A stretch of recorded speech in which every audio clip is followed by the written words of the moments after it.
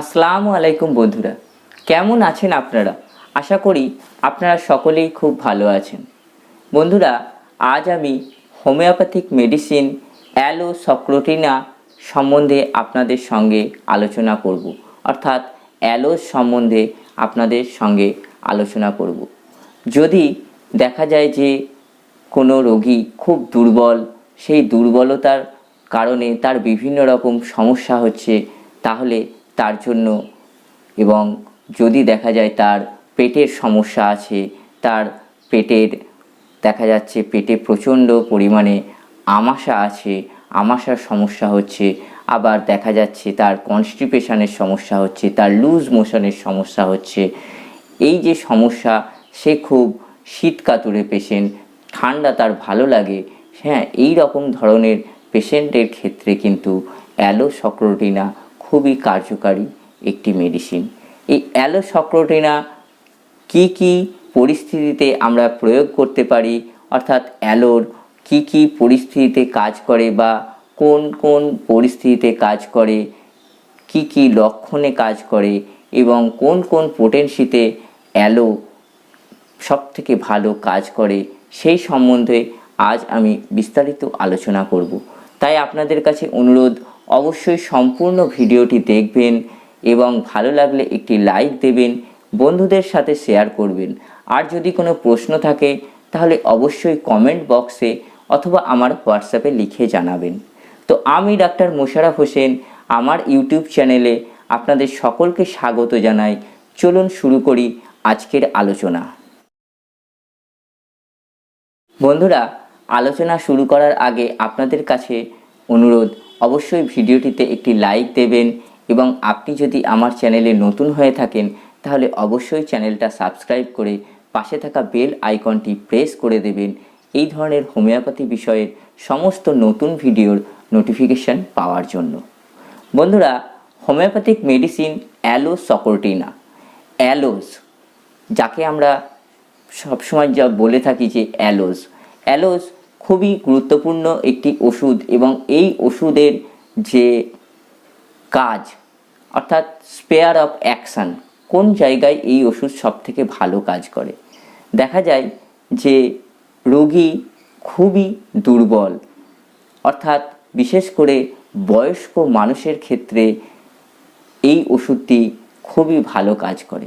তাই বলে এরকম নয় যে কম বয়সের মানুষের মধ্যে এটা কাজ করবে না, কম বয়সের মানুষের মধ্যেও কাজ করে। তবে বয়স্ক মানুষের মধ্যে খুব দুর্বলতা ভাব আছে, সেই পেশেন্টের ওপর কিন্তু এই ওষুধটি খুবই ভালো কাজ করে। এই ওষুধটি আমাদের যে জিআই ট্র্যাক্ট আছে, অর্থাৎ ক্ষুদ্রান্ত বৃহদান্ত আছে, সেই বৃহদান্তের ওপরে খুবই ভালো কাজ করে, এবং বিশেষ করে আমাদের এই ক্ষুদ্রান্ত বৃহদান্তের যে মিউকাস মেমব্রেন আছে, সেই মিউকাস মেমব্রেনের ওপর খুব ভালো কাজ করে, অর্থাৎ আমাশার ক্ষেত্রে এই ওষুধটি খুবই কার্যকারী একটি ওষুধ। আর এই আমাদের জিআই ট্র্যাক্টের মধ্যে যে আমাদের রেকটাম আছে, অর্থাৎ মলদ্বার, আমাদের মলদ্বারের ওপরে কিন্তু অ্যালোসক্রোটিনার কাজ খুবই ভালো। আমাদের এই মলদ্বারের ওপরেও কিন্তু অ্যালোসক্রোটিনা খুবই ভালো কাজ করে। এবার আমরা জেনে নেব এই ওষুধের বিশেষ বিশেষ লক্ষণগুলি, যে লক্ষণগুলি যদি আপনি মনে রাখেন এবং যে স্পেয়ার অফ অ্যাকশানগুলো বললাম এগুলো যদি আপনি মনে রাখেন, তাহলে মোটামুটি অ্যালো সম্বন্ধে আপনার সম্পূর্ণ ধারণাটা থেকে যাবে। অ্যালোর যে মূল লক্ষণ, সেই লক্ষণগুলির মধ্যে যে প্রথম যে লক্ষণটার কথা বলবো সেটা হচ্ছে হেডেক। অ্যালো কিন্তু হেডেকের জন্যও খুবই কার্যকারী একটি ওষুধ, কিন্তু এই হেডেকটা কেমন হেডেক হবে? এই হেডেকটা হবে অত্যাধিক ক্লান্তির ফলে, পেশেন্ট খুব ক্লান্ত হয়ে গেছে এবং পেশেন্টের খুব হেডেক হচ্ছে, অবশ্যই হেডেকটা ফ্রন্টাল হেডেক হবে। এই পরিস্থিতিতে অ্যালোসক্রোটিনা খুবই ভালো কাজ করে। এই রকম হেডেকের ক্ষেত্রে অ্যালোসক্রোটিনা খুবই ভালো কাজ করে। এই যে হেডেক, এই হেডেকের জন্য প্রথমে মনে রাখতে হবে যে পেশেন্ট কিন্তু অত্যাধিক ক্লান্ত হয়ে গেছে, সে খুব গরমে বা রৌদ্রে ছিল, কাজ করছিল, সেই অবস্থাতে বাইরে থেকে এসছে খুব ক্লান্ত, সে যখন একটু ঠান্ডায় বসছে সেই ঠান্ডাতে তার আরাম বোধ হবে এবং গরমে গেলে তার কিন্তু আবার কষ্ট বাড়বে। এই লক্ষণে কিন্তু অ্যালো খুবই ভালো কাজ করে, অর্থাৎ এই রকম হেডেকের ক্ষেত্রে অ্যালো খুবই ভালো কাজ করে। এবার চলুন আসি আমাদের পেট বা জিআই ট্র্যাক্টের ওপর। আমাদের অ্যালোর যে সিমটম দেখা যাচ্ছে যে পেশেন্ট খাবার খেলেই তার মোশন চলে আসে, অর্থাৎ মলত্যাগের ইচ্ছা বা পায়খানা চেপে যায়, তাকে বাথরুমে যেতে হয়, খাবার খাওয়ার পরেই তাকে বাথরুমে যেতে হয়। এই রকম পরিস্থিতিতেও কিন্তু অ্যালো খুবই ভালো কাজ করে। আবার দেখা যায় যে পেশেন্টের আমাশার সমস্যা আছে, হ্যাঁ, প্রচণ্ড আমাশার কারণে তার প্রায়ই দেখা যাচ্ছে লুজ মোশন হচ্ছে, বারবার তাকে পায়খানায় যেতে হচ্ছে, হ্যাঁ, এবং এতেও কিন্তু রোগী কিন্তু খুবই দুর্বল হয়ে পড়ে। আবার দেখা যায় যে তার কনস্টিপেশনেরও সমস্যা হচ্ছে, অর্থাৎ দেখা যায় যে পেটে আমাশার যদি সমস্যা থাকে তাহলে অ্যালো কিন্তু খুবই ভালো কাজ করে। আরেকটা গুরুত্বপূর্ণ যে লক্ষণ, সেই লক্ষণটি হলো যে অ্যালোসকোটিনার পেশেন্ট তার নিজের এই যে রোগের যে সমস্যা, এই রোগের জন্য হ্যাঁ বিভিন্ন রকম ওষুধ খেতে খেতে কিন্তু ক্লান্ত হয়ে যায়, অর্থাৎ দেখা যাচ্ছে সে অ্যালোপ্যাথি ওষুধ খাচ্ছে বা হোমিওপ্যাথি ওষুধ খাচ্ছে বা আয়ুর্বেদিক ওষুধ খাচ্ছে, দীর্ঘদিন থেকে বিভিন্ন রকম ওষুধ খাচ্ছে, সে খুব ক্লান্ত হয়ে যায় এবং নিজের প্রতি, নিজের রোগের জন্য নিজের প্রতি কিন্তু খিটখিটে হয়ে যায়। এটাও কিন্তু অ্যালোর একটা গুরুত্বপূর্ণ সিমটম। এই সিমটম থাকলেও কিন্তু আমরা অ্যালো মেডিসিনটি প্রয়োগ করতে পারি। এবার চলুন আমরা যাই মলদ্বারের দিকে। হ্যাঁ, অ্যালোর যে মলদ্বারের ওপর কাজ বা সেই ক্ষেত্রে কি সিমটম থাকে। অ্যালো পাইলসের জন্য খুবই গুরুত্বপূর্ণ এবং খুবই ভালো ওষুধ, অবশ্যই এক্সটার্নাল পাইলসের জন্য, অর্থাৎ বাইরের দিকের যে পাইলস হয় সেই পাইলসের জন্য। অ্যালোর এই পাইলসের সিমটমটা কেমন হবে, দেখা যাবে যে কনস্টিপেশন বা আপনার লুজ মোশন, যে কোনো এই দুটির কারণে দেখা যাচ্ছে পেশেন্টের পাইলস হয়েছে এবং বাইরের দিকে অনেকগুলি আর কি উঁচু উঁচু হয়ে আছে মলদ্বারের চারিপাশে, হ্যাঁ, এমনভাবে উঁচু উঁচু হয়ে আছে যেন মনে হচ্ছে একটা আঙুরের থোকার মতো হয়ে আছে, কালো আঙুরের থোকা, যার ফলে মলদ্বারটা চাপা পড়ে গেছে। এই সমস্যায় কিন্তু অ্যালোসকোটিনা খুবই ভালো এবং কার্যকারী ওষুধ।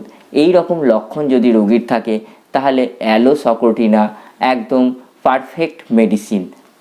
তাই পাইলসের জন্য অ্যালো কিন্তু খুবই কার্যকারী একটি ওষুধ। তো বন্ধুরা, আপনারা মোটামুটি আশা করি বুঝতে পেরেছেন যে অ্যালোসকোটিনা আমরা কি কি পরিস্থিতিতে, কি কি লক্ষণে আমরা প্রয়োগ করতে পারি। এবার আমরা জেনে নেব এই অ্যালো কোন কোন পোটেন্সিতে আমরা ইউজ করব। যদি দেখা যায় যে আপনার যে হেডেকের সমস্যা হচ্ছে, আপনার খুব শরীর ক্লান্ত, শরীর খুব উইক হয়ে গেছে, সেক্ষেত্রে আপনারা যদি আপনার বয়স 20 থেকে 40 বছরের মধ্যে হয় তাহলে আপনারা অ্যালো 30 1 ফোঁটা করে সারাদিনে 2 বার সেবন করুন, সকালে এবং সন্ধ্যায়। দেখবেন যে ধীরে ধীরে আপনার এই হেডেকের সমস্যা এবং শরীরের যে ক্লান্তিবোধ বা দুর্বলতার সমস্যা, সেই সমস্যাও ধীরে ধীরে কেটে যাবে। কিন্তু যদি আপনি ওল্ড এজেড হন, অর্থাৎ বয়স্ক ব্যক্তি হন, দেখা যাচ্ছে আপনার বয়স 50, 60 বা 60-এর ঊর্ধ্বে, সেক্ষেত্রে কিন্তু আপনাকে অ্যালো 1 ml একটা করে ডোজ প্রত্যেক দিন সকালে সেবন করতে হবে, অর্থাৎ 1 ফোঁটা করে আপনাকে অ্যালো 1 ml সেবন করতে হবে। আর একটা কথা মনে রাখবেন, অ্যালো কিন্তু আপনাকে বেশ কিছুদিন সেবন করতে হবে, কারণ এই মেডিসিনটি কিন্তু ধীরে ধীরে কাজ করে এবং বেশ কিছুদিন সেবন করার পর আপনার কিন্তু সমস্যাগুলির সমাধান হয়ে যাবে। আবার যদি দেখা যায় যে আপনার পেটের সমস্যা আছে, পেটে আমাশার সমস্যা আছে, আপনাকে খাওয়া দাওয়ার পর বারবার পায়খানায় যেতে হচ্ছে, হ্যাঁ, আপনাকে মলত্যাগ করতে যেতে হচ্ছে, আবার আপনার কোষ্ঠকাঠিন্যের সমস্যা হচ্ছে, এক্ষেত্রে আপনারা কিন্তু অ্যালো 200 খুব ভালো কাজ করে। অ্যালো 200 1 ফোঁটা করে দিনে 2 বার যদি সেবন করেন তাহলে আপনার এই আমাশার যে সমস্যা বা পেটের যে সমস্যা সেই সমস্যাও কিন্তু ধীরে ধীরে ঠিক হয়ে যাবে। আর যদি আপনার পাইলসের সমস্যা থাকে, হ্যাঁ, এক্সটার্নাল পাইলসের, সেক্ষেত্রেও আপনি অ্যালো 200 1 ফোঁটা করে দিনে 2 বার সেবন করুন এবং মেডিসিনটি দীর্ঘদিন আপনি সেবন করুন, তবেই কিন্তু আপনার এই পাইলসের সমস্যা ধীরে ধীরে ঠিক হয়ে যাবে। বন্ধুরা, আশা করি এই আলোচনাটি সামান্য হলেও আপনাদের উপকারে আসবে, তাই অবশ্যই একটি লাইক দেবেন, বন্ধুদের সাথে শেয়ার করবেন। আর যদি কোনো প্রশ্ন থাকে তাহলে আমার কমেন্ট বক্সে অথবা আমার হোয়াটসঅ্যাপে লিখে জানাবেন। আজ এই পর্যন্তই। সবাই সুস্থ থাকুন, ভালো থাকুন। দেখা হবে পরের ভিডিওয়।